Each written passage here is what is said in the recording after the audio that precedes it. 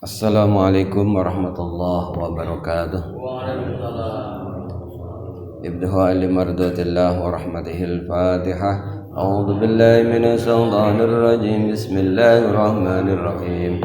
Alhamdulillahi rabbil alamin arrahmanir rahim maliki yaumiddin. Iyyaka na'budu wa iyyaka nasta'in ihdinas siratal mustaqim. Siratal ladzina an'amta 'alaihim ghairil maghdubi 'alaihim waladdallin. Rabbi firli wa liwalidayya wa lil mu'minina amin. Bismillahirrahmanirrahim. Alhamdulillahilladzi akramana bi siyami syahri Ramadan wa ja'alahu lana linalir rahmah wal maghfirah. Asyhadu an la ilaha illallah wa asyhadu anna sayyidina Muhammadan abduhu wa rasuluh. Allahumma shalli wa sallim wa barik ala Thaha Rasulillah wa ala yasin habibillah amma ba'dah. Bapak, ibu-ibu, hadirin hadirat rahimakumullah. Alhamdulillahirabbil alamin.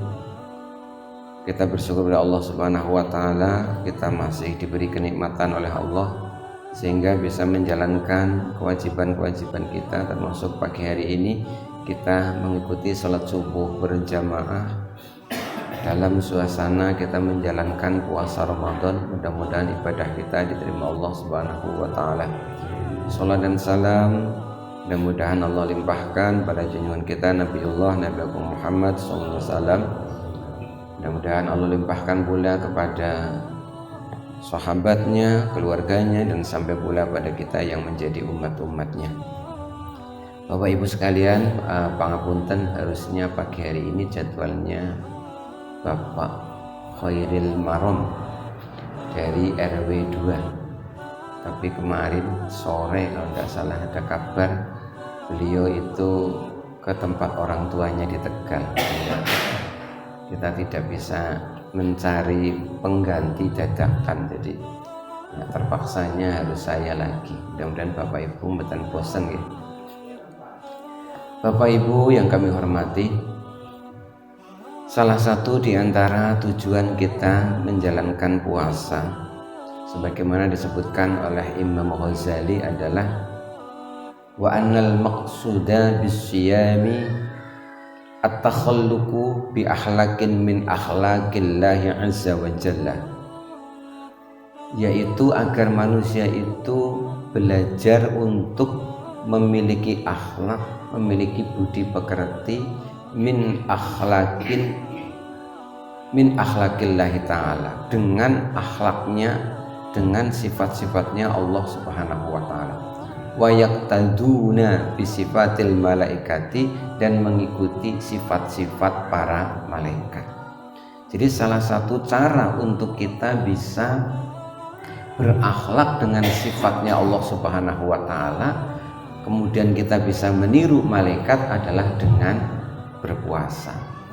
Jadi kemarin telah saya sebutkan bahwa saat tidak berpuasa itu hawa nafsu kita itu menjadi sangat kuat. Hawa nafsu itu bertambah kuat dengan makanan dan minuman. Maka dengan berpuasa lemah hawa nafsu kita, maka kita memiliki kecenderungan untuk secara spiritual lebih dekat kepada Allah, kemudian kita punya harapan untuk dicintai oleh Allah Subhanahu wa ta'ala. Itulah puncaknya, bahwa kita beribadah, kita berharap masuk surga. Sebenarnya semua itu tidak lain adalah karena rahmat, karena cinta, karena kasih sayang Allah Subhanahu wa ta'ala.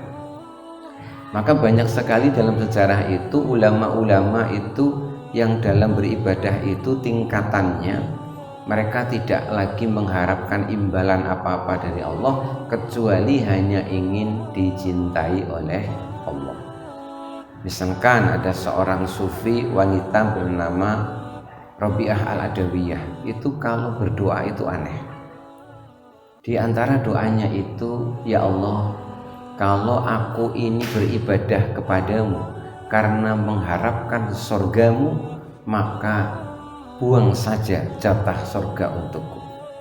Ya Allah, kalau aku ini beribadah kepadamu karena aku takut dengan nerakamu, maka tidak usah ada neraka untukku. Ya Allah, sesungguhnya aku beribadah kepadamu, aku hanya ingin selalu mendapatkan cintamu. Aku tidak takut dengan neraka, aku hanya takut kehilangan cintamu. Luar biasa ya. Jadi ibadahnya itu sudah tidak memikirkan imbalan-imbalan. Yang diinginkan imbalannya hanya kasih sayang, cinta dari Allah Subhanahu wa ta'ala. Nah, pada kesempatan kali ini mari kita lihat beberapa pesan Rasulullah SAW dalam beberapa hadis tentang ciri-ciri orang yang dicintai oleh Allah Subhanahu wa ta'ala.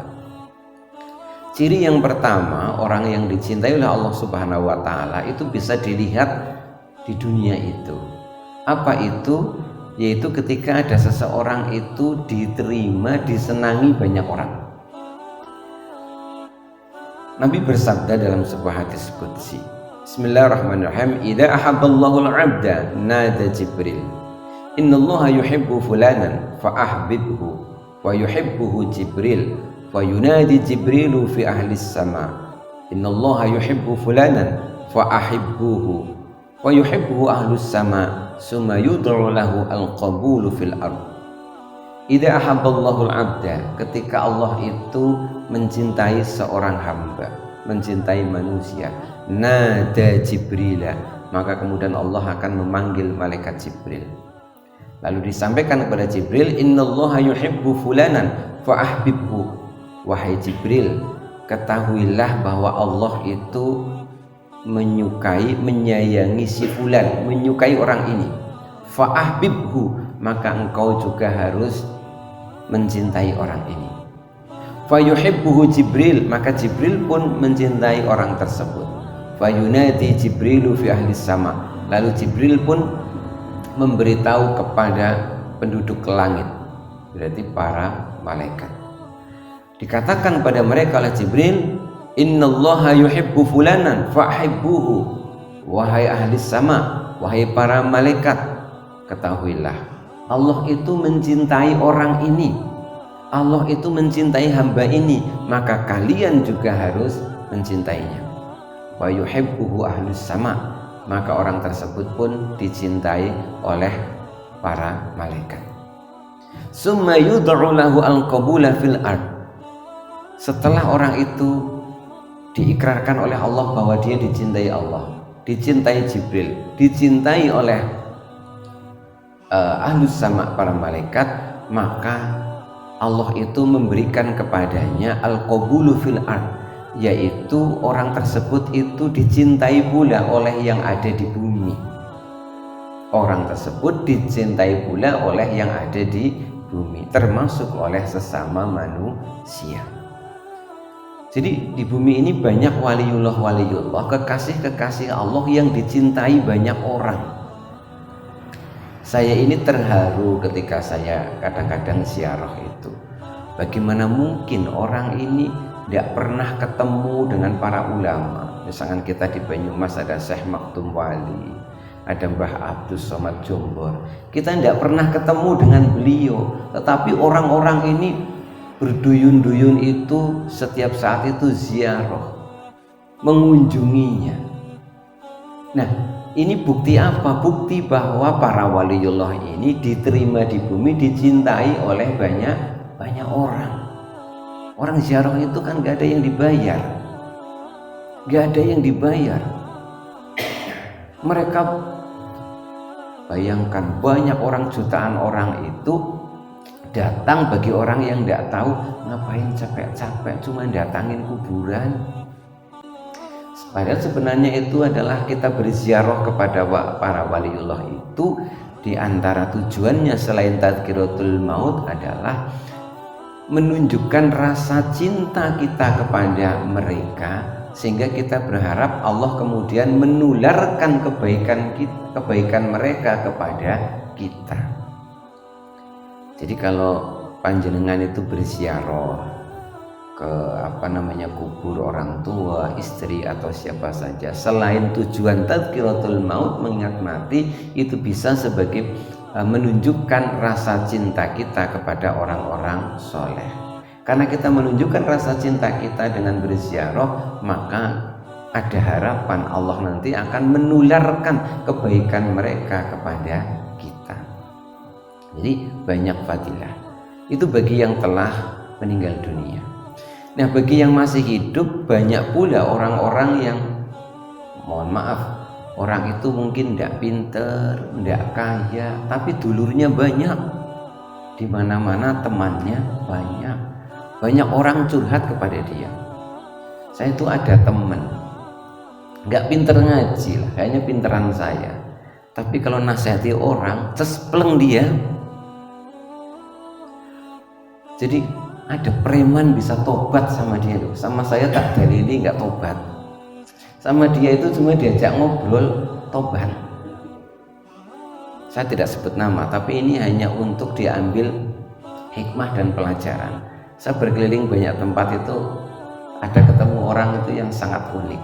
Dia cerita ke saya, zamannya usia SMP hingga usia SMA dia nggak di rumah, lari ke Jakarta. Kenapa? Jadi DPO apa ya? Jadi buronan polisi. Gara-garanya apa? Ikut temannya, ada tower baru dibangun itu belum dioperasikan, malamnya terus dicuri itu kabel-kabelnya. Dia bagian di bawah, temennya bagian naik. Begitu datang polisi, dia kabur, temennya ketangkep. Karena dicari-cari polisi, akhirnya dia menghilang bertahun-tahun. Akhirnya profesinya macam-macam, jadi preman lah di Jakarta dan lain sebagainya. Begitu pulang bingung nyari pekerjaan, nggak punya keahlian, jadi security, pokoknya jadi macam-macam, sampai jadi debt collector.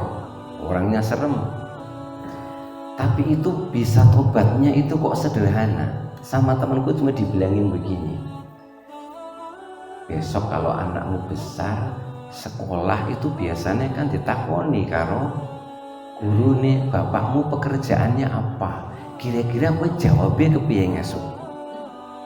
Masa kamu akan menjawab debt collector? Apa kamu gak malu gitu itu? Kok ternyata benar begitu, anaknya TK sekolah kok Bali itu tanya, Pak mau aku takoni bu guru bapak sih kerjanya apa? Disitulah Allah memberikan hidayahnya, terus dia tobat. Semua pekerjaan yang negatif-negatif ditinggalkan, terima jadi tukang parkir dan lain sebagainya. Kemarin saya ketemu itu, saya dapat cerita yang sangat mengharukan. Demi kepengen rezeki halal dudulan gedang. Orang dia pengalaman dudulan gedang, ya ora payu-payu. Dia sudah beli gedang banyak, nggak payu-payu. Dikabari coba bawa ke sana daerah Sampang, ini ada yang butuh. Begitu sampai di sana ditolak, kurang apik. Akhirnya bingung, aduh wis nggawa 2 keranjang besar pakai motor ditolak, digawa balik maning ya isin. Akhirnya gedang itu diepeki dari arah Sampang. Terus dia mikir, pokoknya pantang pulang nggawa gedang. Wah, ini gedang tak bagi-bagi baik gratis. Akhirnya diepeki, begitu nyampe perempatan Buntu terus belok kiri arah Purwokerto ngelewati Kerumput. Itu kan di sana banyak orang pada minta-minta. Di sana itu gedangnya didum-dum habis. Nang dalan itu bodoh Gusti Allah. Ora li duit ya ora apa-apa. Tekan ngomah disambut karo bojone, Pak. Keranjangnya kosong, payu kabeh. Payu ngono. Akhirnya dia jujur, Bu, gedangnya tak bagi gratis. Oh, ya wis Pak, ora apa-apa. Kayak mau bapaknya anak pesenan gedang maning, orang bayar akeh banget Pak, 16 tundun. Sing digawa mau gue keranjang gue 5 tundun ora payu. Terus ulih pesenan 16 tundun. Luar biasa ya. Jadi Allah itu kalau mencintai seseorang itu seperti itu, akhirnya dia dicintai oleh banyak orang. Terus tanda yang kedua, Tanda bahwa seseorang itu dicintai oleh Allah Subhanahu wa taala adalah Allah memasukkan ke dalam hati orang tersebut senang agama. Senang agama. Kanjeng Nabi dawuh, Nabi pernah menyampaikan, Innallaha 'azza wa jalla yu'tid dunya man yuhibbu wa man la yuhibbu. Innallaha 'azza wa jalla, sesungguhnya Allah Subhanahu wa taala yu'tid dunya, memberikan dunia, termasuk harta dunia, man yuhibbu wa man la yuhibbu. Allah memberikan dunia kepada siapa saja, yang Allah benci juga kepada yang Allah cintai. Jadi yang Allah cintai ia diberi dunia, wa man la yuhibbu, yang Allah membencinya juga Allah memberi dunia. Jadi jangan kaget kalau orang-orang kafir itu duitnya banyak. Memang dunia itu diberikan kepada siapa saja. Dunia itu paket yang tidak bisa ditolak, paket karena lahir ke dunia. Jadi karena dunia ini paket, itu nggak usah khawatir, mesti dapat semuanya. Kata guru saya itu, dunia itu, rezeki dunia itu kayak orang diundang tahlilan. Sing ngantuk ya oleh berkat, sing macane serius ya oleh berkat. Berkatnya pada baik. Orang anak ceritanya sing macane fasih berkatnya double ya tetap. Sing ora maca, sing malah ngantuk ya tetap boleh.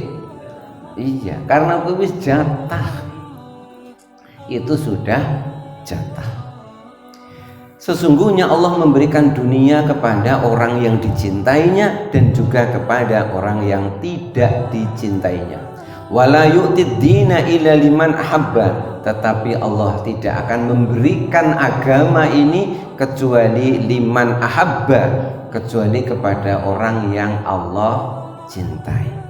Faman a'tahu Allahu dina faqad ahabbahu, barang siapa yang Allah memberikan agama, senang dengan agama, faqad ahabbahu, berarti Allah mencintainya. Mudah-mudahan Bapak Ibu, kita ini termasuk ini yang kedua. Jadi apa? Kita dicintai oleh Allah karena apa? Kita itu diberi rasa cinta dengan agama Allah. Subuh-subuh mestinya enak, kita lagi tidur, jenengan bangun berangkat ke sini.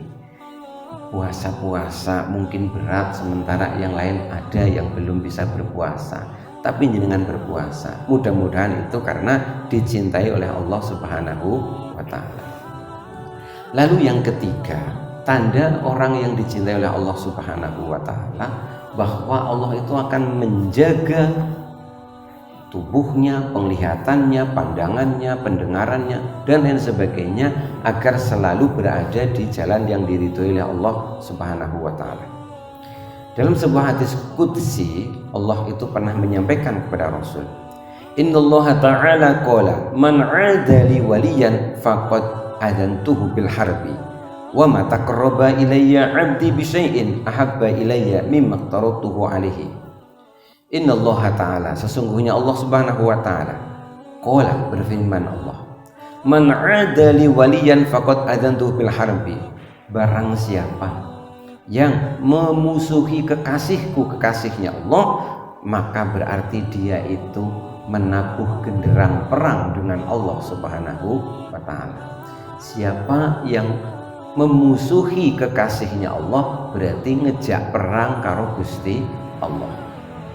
Wa ma taqarraba ilayya 'abdi bi syai'in ahabba ilayya mimma qaratuhu 'alaihi wa la yazalu 'abdi yataqarrabu ilayya bin nawafil hatta uhibbuhu. Dan tidaklah Allah itu membuat kewajiban-kewajiban untuk kita manusia, kecuali bahwa kewajiban itu tujuannya adalah agar manusia itu bisa dekat kepada Allah dan dicintai oleh Allah Subhanahu wa ta'ala. Wala yazalu 'abdi yataqarrabu ilayya bin nawafil hatta uhibbuhu. Tetapi ini ada seorang hamba yang kewajibannya dikerjakan, ternyata sunnah-sunnahnya juga dikerjakan. Karena itu maka uhibbu, kata Allah, aku pun mencintainya. Jadi tanda dicintai oleh Allah itu bahwa ada orang itu Enggak cuma yang wajib-wajib yang dikerjakan, tapi juga yang sunnah-sunnah juga dikerjakan. Ketika ada orang itu kok mau melakukan yang sunnah-sunnah padahal itu tidak wajib, maka Allah sangat mencintainya. Misalkan dengan mengundang seorang pekerja untuk memperbaiki rumah, jadi tugasnya hanya masang keramik ya, hanya masang keramik. Masang keramiknya itu harusnya mulai jam 8 sampai jam 4 sore. Tapi tukang ini kok datang jam 7. Jam 7 datang itu kok terus dia nyapu-nyapu dulu, bersih-bersih dulu, begitu ya. Begitu jam 8 mulailah dia pasang keramik. Sampai jam 4 itu harusnya kan dia pulang. Tapi ternyata dia itu bersih-bersih lagi, ditata-tata lagi sehingga rapi. Seneng gak Bapak Ibu punya tukang begitu? Seneng ya? Yang pokok dikerjakan ada tambahannya begitu. Nah Allah itu juga senang kalau ada seorang hamba itu kewajiban dikerjakan, yang sunnah-sunnah juga dikerjakan. Karena ada orang itu yang ibadahnya itu pas-pasan, ibadahnya itu pas-pasan. Ketika Allah mencintai orang tersebut, fa idza ahbabtuhu kuntu sam'ahu alladhi yasma'u bihi. Ketika aku telah mencintai seorang hamba tersebut, maka kuntu sam'ahu, aku akan menjadi pendengarannya, alladhi yasma'u bihi, sehingga dia mendengar dengan pendengaranku. Maksudnya aku menjadi pendengarannya dia, bahwa Allah itu menjaga telinganya agar yang didengar itu selalu diridhoi oleh Allah Subhanahu wa taala. Wa basarahu alladhi yubsiru bihi, dan aku akan menjadi penglihatannya sehingga yang dia lihat itu adalah sesuatu yang baik-baik yang diridhoi oleh Allah. Jadi mendengarnya diridhoi oleh Allah, melihatnya diridhoi oleh Allah Subhanahu wa taala. Warijluhu allati yamsi biha, kemudian dia berjalan, maka jalannya itu juga pasti ke tempat yang diridhoi oleh Allah Subhanahu wa taala. Kemudian ketika orang itu memohon pertolongan kepada Allah, maka janji Allah, la u'idannahu, Allah pasti akan menolong orang tersebut. Jadi tanda Allah itu mencintai seorang hamba, bahasa hadis ini adalah dijadikan penglihatannya penglihatan Allah, pendengarannya pendengaran Allah, langkah kakinya langkah kaki Allah. Maksudnya dia mendengar, dia melihat, dia melangkah, dia melakukan apa saja itu pasti dijaga oleh Allah sehingga semua diridhoi oleh Allah. Yang keempat, tanda dicintai oleh Allah Subhanahu wa taala. Tanda diantara Allah cinta adalah Allah itu memberikan ujian. Diberikan ujian. Dalam sebuah hadis Rasul menyampaikan, inna 'idhamal jazai ma'idhamil bala, wa inna Allah ta'ala idza habba qauman ibtalahu, faman radiya falahu ridho, wa man sakhita falahu sukhtu. Inna 'idhamal jaza, sesungguhnya besarnya balasan dari Allah Subhanahu wa taala, ma'idhamil bala, itu sebanding dengan besarnya ujian. Jadi ujian ini adalah bentuk cinta Allah Subhanahu wa taala. Ujian itu kelihatannya sepintas tidak menyenangkan. Tetapi kalau orang menyadari bahwa itu adalah ujian dari yang mencintainya, maka itu akan dirasa tetap menyenangkan.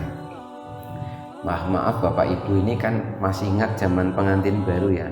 Pengantin baru kan jiwit-jiwitan ya kan. Dijiwit itu sakit betul. Dijiwit itu ya sakit. Sakit dijiwit. Tapi pengantin anyar ki seneng jiwit-jiwitan. Kenapa? Karena dia tahu, wah iki dijiwit tapi tanda cinta. Lah kita itu oleh Allah itu sebenarnya tiap saat itu sering digoda oleh Allah. Sering digoda. Nah, godanya Allah itu kayak orang ganggu, tapi sebenarnya tanda cinta. Saya sering dengan ustazah itu ngobrol begini, ibu-ibu kalau mulang ngaji kok sing diulang kadang ada yang pinter, ada yang tidak pinter, itu sabar saja, itu tanda Allah tuh lagi ngeledek sama kita. Kadang-kadang dikai santri diulang cepat paham, kadang-kadang dikai santri diulang ora paham, nggak apa-apa. Itu sebenarnya Allah lagi ngeledek sama kita, itu Allah cinta sama kita. Allah itu senang ngeledek kepada kita karena Allah itu cinta kepada kita. Hanya yang diledek ini paham apa tidak paham. Jadi kalau paham itu ya santai-santai saja.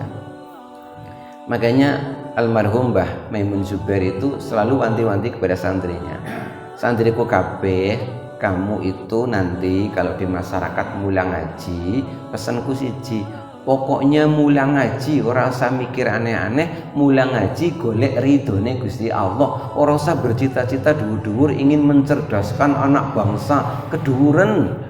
Mengko nek sing diwulang ora pinter-pinter mengko jadi kecewa. Kan begitu. Sama dengan kita punya anak, yuk kita urus anak kita itu ora usah keduren cita-citane ben anakku jadi presiden. Wong presidennya kursi siji sak negara kok.